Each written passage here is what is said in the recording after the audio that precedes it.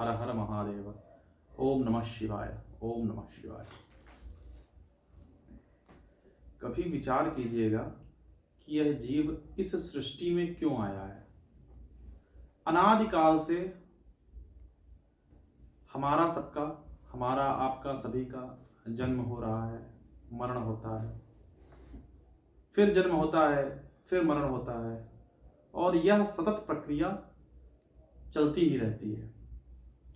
पुनरपि जननम पुनरपि मरणम पुनरपि जठरे जठरे जननी शयनम।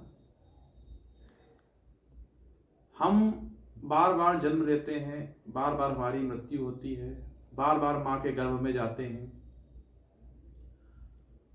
और इसके बाद में भी एक जन्म नहीं, कई जन्मों तक आने के बाद में भी क्या कभी हम यह समझ पाए कि हमारा इस धराधाम पर आगमन किस हेतु हुआ है।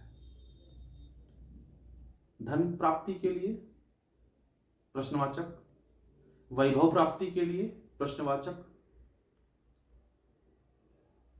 यह सिर्फ इन्हीं कुछ हेतुओं को लेकर के हुआ है।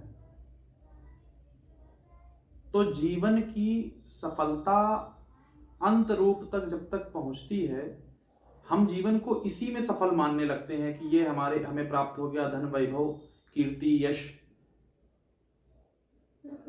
किंतु कभी यह विचार कीजिएगा कि जब हम इस जीवन लीला को समाप्त करके यहां से जा रहे होते हैं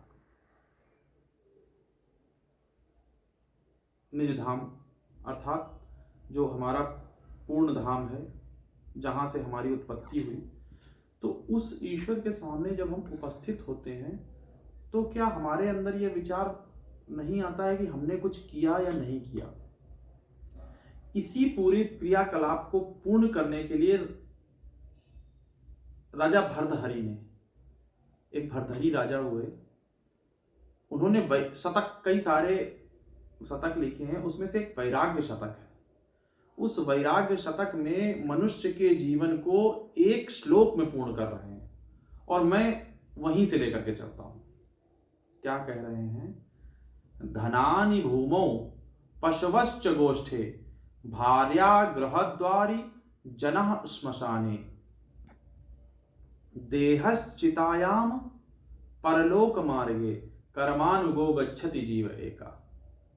धनानि भूमौ, हमारे पास जो धन है, जो जीवन यापन करने के लिए हमने कई वर्षों तक सतत प्रक्रिया करके अपने पूर्वजों के द्वारा या अपने पुरुषार्थ के माध्यम से धन कमाया धन, वह हमारा धन की गति क्या होती है। हमारे मर जाने के उपरांत, हमारे यहां से चले जाने के बाद, शरीर छूट जाने के बाद जब आत्मा यात्रा करना शुरू करती है, तो वह धन भूमि में ही गड़ा पड़ा रह जाता है।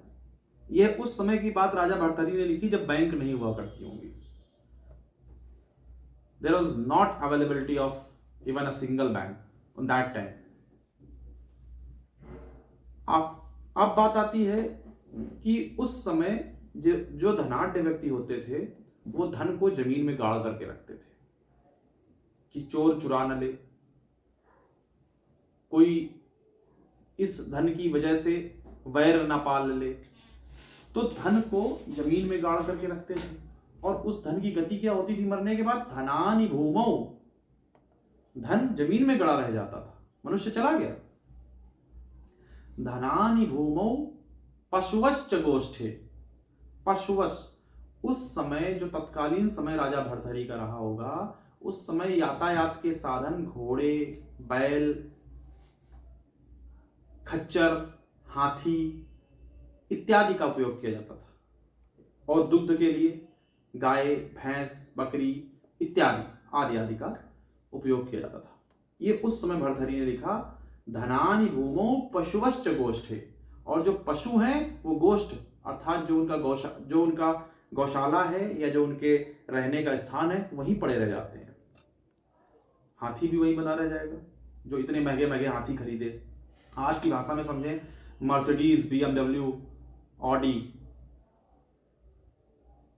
इस सब दायरे की जो गाड़ियां, या छोटे दायरे या कोई भी गाड़ी, even I am saying about cycle, मैं यहां पर स्पष्ट रूप से कह रहा हूं, साइकिल तक वो भी यहीं पर छूट जाती है।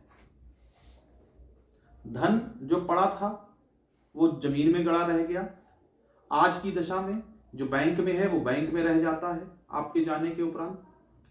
और जो पशु थे अर्थात पूर्व में जिनको हाथी, घोड़े, बैल, गधा, खच्चर या जो भी यातायात के लिए उपयोग करने वाला, दुग्ध उत्पादन के लिए उपयोग करने वाले जीव थे, वो सभी यहीं छूट जाते थे। ठीक आज की तरह जैसे ऑडी, मर्सिडीज, BMW आदि आदि गाड़ियां या जो भी कुछ है, या मारुति, कोई भी प्रकार की गाड़ी है, वो सब आपके गैराज में पड़ी रह जाती है। धनानि भूमौ पशवश्च गोष्ठे भार्या गृहद्वारी।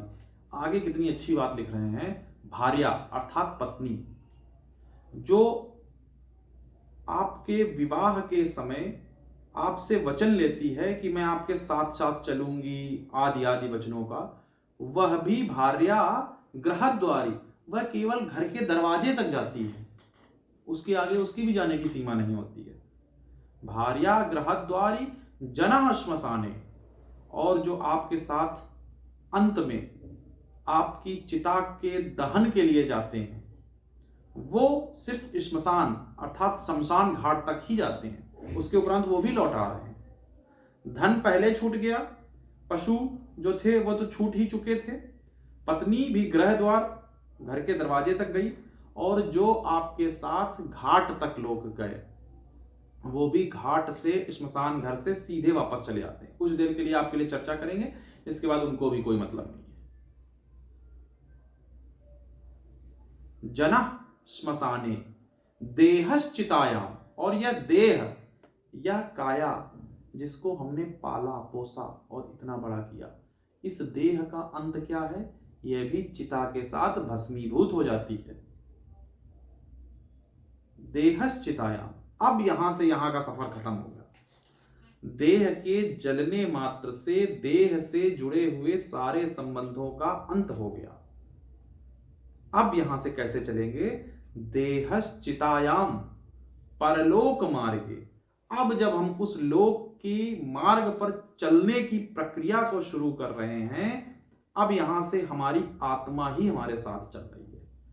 अब सुनिए आगे क्या होता है। परलोक मार्गे कर्मानुगो गच्छति जीव एका, केवल व्यक्ति के द्वारा किए गए कर्म, सत्कर्म, दुष्कर्म, वही जीव के साथ यात्रा करना शुरू करते हैं। कर्मानुगो गच्छति जीव एका, केवल एक ही जो विषय वस्तु है वो है कर्म। केवल कर्म ही आपके उस दिन से यात्रा को फलीभूत करने के लिए, वही आपका धन है। जिस धन को लेकर के आप कहीं की यात्रा कर सकते हैं, वही आपके पशु हैं जिस पर आप सवार होकर के आप जा सकते हैं, वही आपकी भार्या है जो कल तक आपके साथ थी, वही जना, वही लोग हैं जो कल तक आपके वैभव, यश, कीर्ति, दुख और सुख में शामिल हो रहे थे, और वही आपकी देह है, क्योंकि देह तो छूट चुकी है। आत्मा के लिए देह भी उसी के कर्म हैं। कर्म ही व्यक्ति को बांधते हैं और कर्म से ही व्यक्ति मुक्त होता है। कर्म ही बंधन और मोक्ष दोनों का कारण है। तो आज जो कर्म आपके साथ चल रहे हैं, यही उस जीव को उस पूर्ण परात्पर परब्रह्म तक पहुंचाने के लिए टोकन है। जिस टोकन को आपने न प्राप्त करके, सत्कर्मों में ना लगा करके, जिन प्रकार के कर्मों में लगे रहे, और क्या केवल इकट्ठा किया?